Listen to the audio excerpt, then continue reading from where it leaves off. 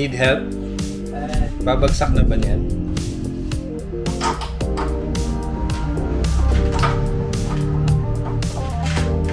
Super grabe ah. May happy kid! Ay, nasa pala. Naiingit ako na. So, inggit.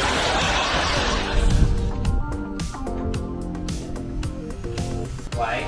Kasi may pampalit na siya dito. Jack Daniels YSS. Napalitan niya ng mutako. Race power.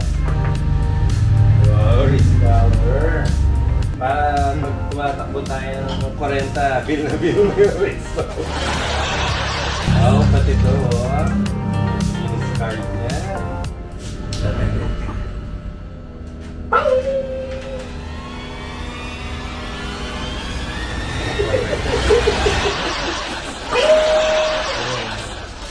Behave siya ngayon. Behave. Huwag titilapin yung mga tomilyon. Ano yung best pa? How pretty old. Uy! Uy! Nga, yun! Yung kasing assistant niya ang ginagawa eh. Shiny. I'm so inget. Wow! Bling! Ha? Bling bling! Luma! Naku! Hindi pa rin! Ay! Woo! What's this? Contraction! Retail time! Yeah! Buti, umulan. Ito ko niya. Sana hindi pa tayo. Wow! Bago yung Chuck Road. Pag luma yung Chuck Daan. Wow! So inggit! Naku! Matama!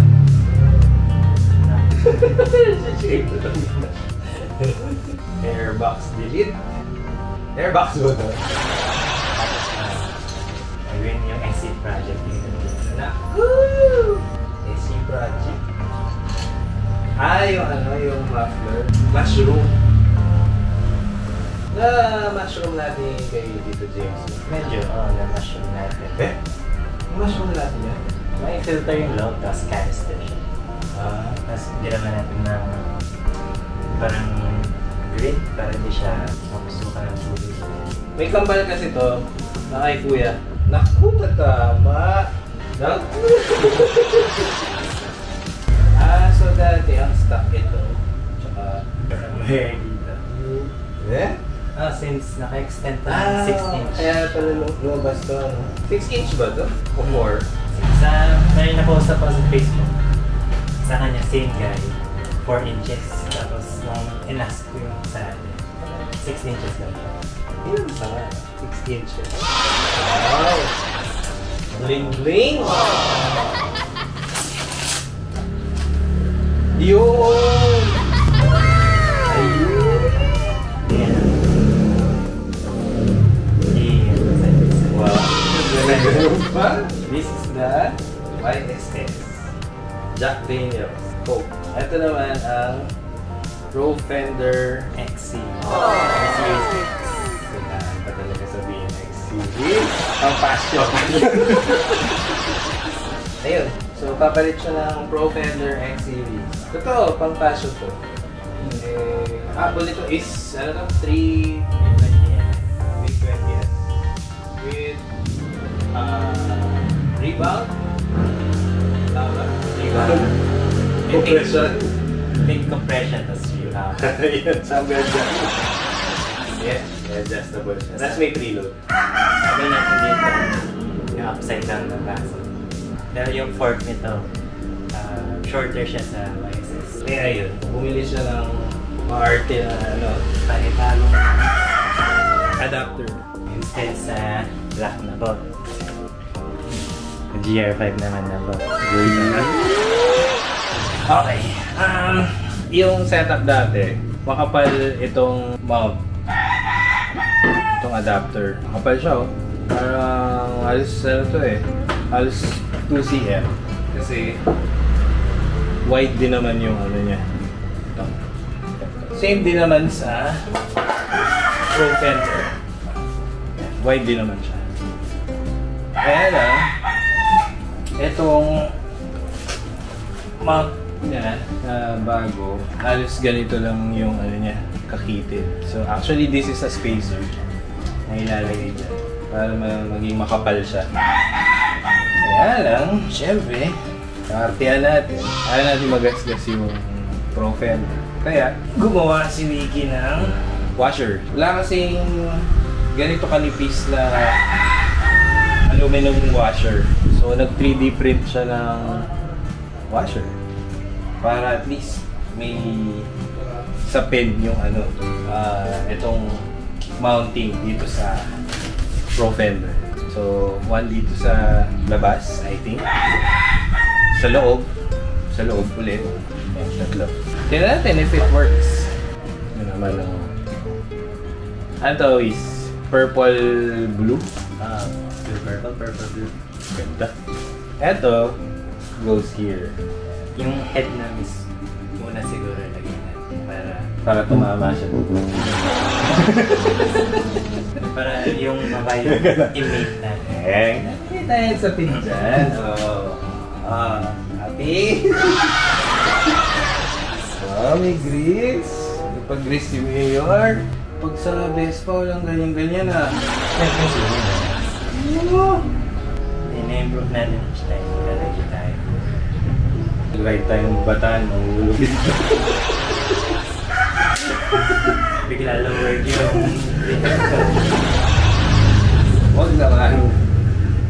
Ganda talaga pag ano, tail tidy. Lapad yun. So malapad pa to dun sa Smart eh. Pero parehong 140. 150 pa ngayon. Wala pa kayong video nung kinabit to eh. Exciting ikabit tong tire na to dito sa wheel na to. Pinasabog siya eh para mag-expand. Whoop! tama yung front page. Tumaba. May na-trim ko lang. Naku! Hindi align.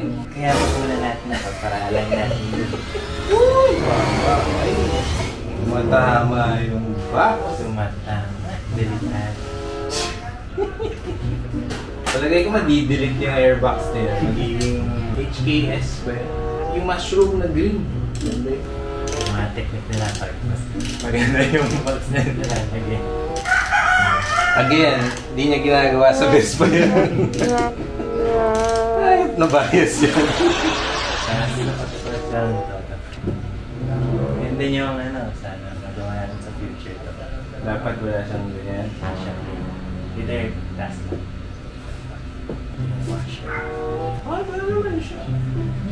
I think kailangan ng tool na gano'n, pang taas. Pang sapin. So ayun na nga. Tumatama yung airbox. Dun sa YSS, tumatama siya din pagka naka-center stand. Ngayon, I think pag yung bracket binabalance sa lowest. Well, di naman super lowest na setting. Pag tinas natin yung swing, lalapit. Kakaroon swing steel. Open.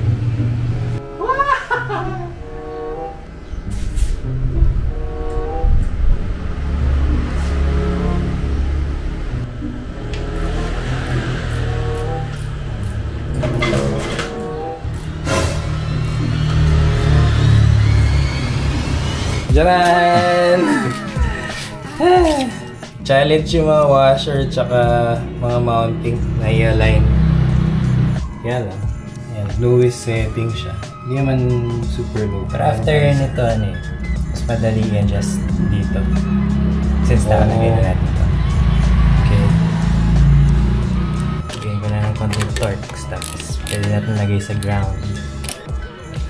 Naku! Naku! Ayan natin.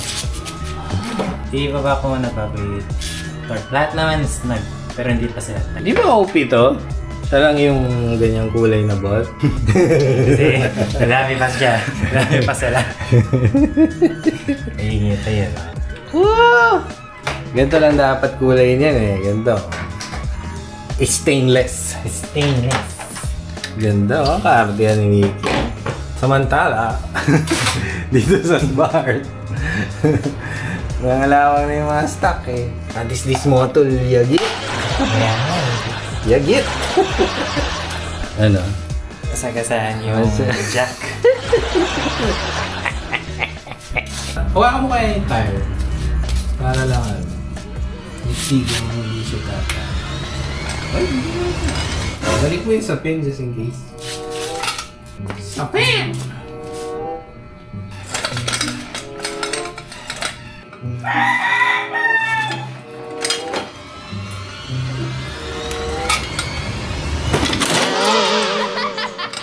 Okay. Wala naman ako naitulong ko na. Ayos! Ayos! Hindi ko ito nagagawa sa SS. Ayun eh. The placebo. Placebo. Hindi naman ganyan naglalaro yung YSS eh. Hindi. So mag-propender na rin ako. Dito.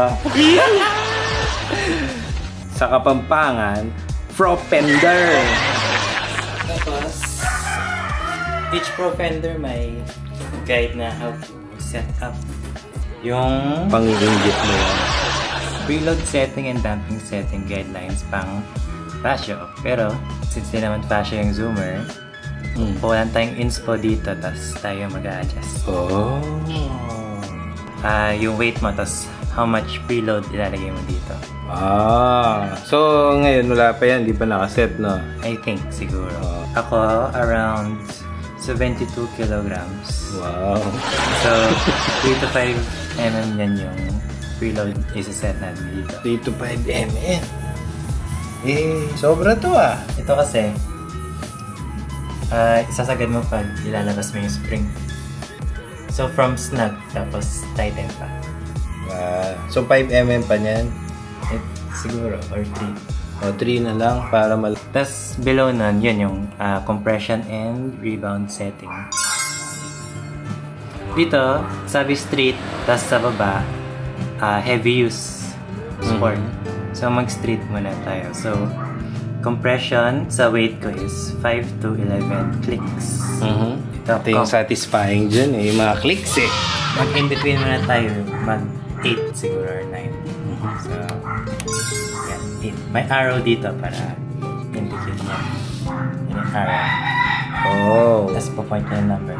Oh. And then for rebound naman, same na 5 to 11 settings. So, let's say 7 siya ngayon. Higin natin ng 9. Why? Kasi hindi ko lang. Ano ba yun? Pag higher, the higher? The higher, the slower. Slower the rebound. Okay. Sa compression naman, the higher the number, the slower siya mag-compress. Oh. Anong feeling? So far, malambot. Pag binabounce ka. Ramdam ko nag-dip din yung rear. Yung dati sa YSS. Nag-dip naman din pero hindi ganitong extent. Hindi ko talaga nag-pero yung likod niya. Tapos malambot lang yung YSS pag may angkas eh. Oh. Eto. So far. Parang malambot na. Ang kagandahan naman sa kanya, ba mag-aangkas ka. Madali nang i-adjust. I-up mo na lang yung compression mo. Kung preload, eto kailangan mo. Tama? Ito. Dito. Yan. Yan. Ikot-ikot lang na gano'n. Tingin, malambot!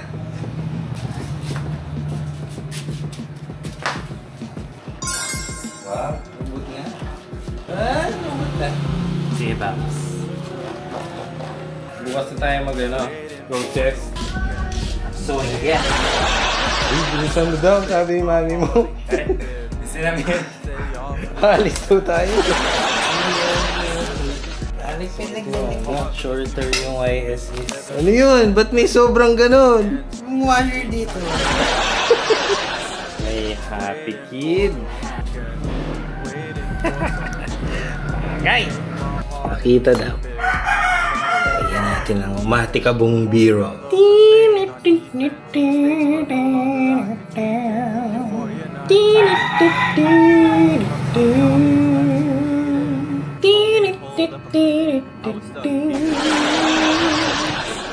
times where we missed out. I knew you once, but I don't know you now. Seasons changing, the leaves turning brown. I'm changing too, but I need you right now. The weekend, it's coming right around. What will happen when we leave this town? On the weekend, I feel so alive.